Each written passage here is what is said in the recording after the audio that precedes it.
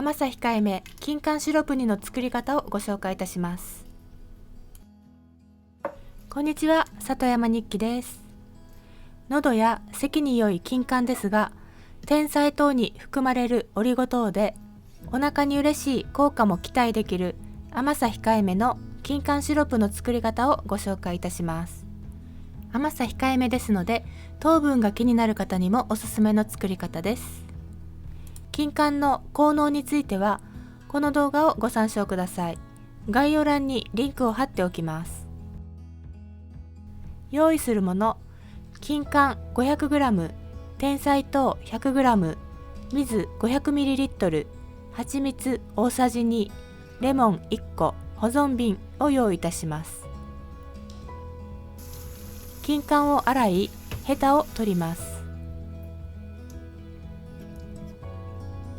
爪楊枝を使うと取りやすいです。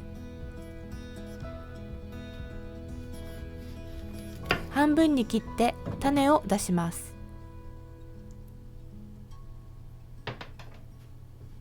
種出しが終わったらレモンを切ります。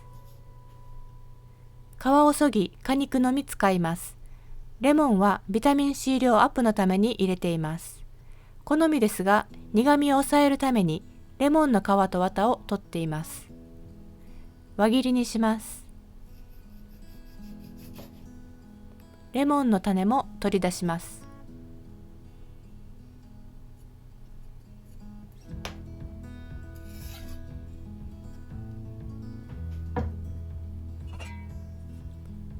鍋を用意して金柑とレモンを入れます。水 500ml を入れます。てんさい糖 100g を入れます。てんさい糖を使う理由は動画の最後にご紹介いたします。弱火にかけ20分煮ていきます。沸騰させずに弱火で煮ると皮が煮えすぎず、保存中も金柑の風味を楽しめます。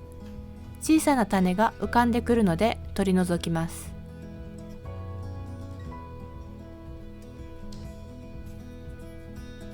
20分経ったら蜂蜜大さじ2を入れます。蜂蜜を入れてさらに5分煮ます。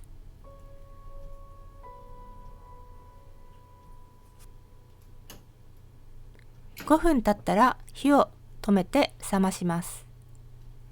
保存瓶を35度以上のアルコールで消毒します。または煮沸消毒したものを用意します。消毒で使ったアルコールは捨てます。金柑が冷めたら瓶に入れます。冷蔵庫で1ヶ月ほど保存が可能です。てんさい糖についてですが、お腹に嬉しい砂糖です。お腹の中のビフィズス菌を増やすオリゴ糖が含まれていますとあるので、普通のお砂糖よりお値段は高めですが使うようにしています。ご視聴いただきありがとうございました。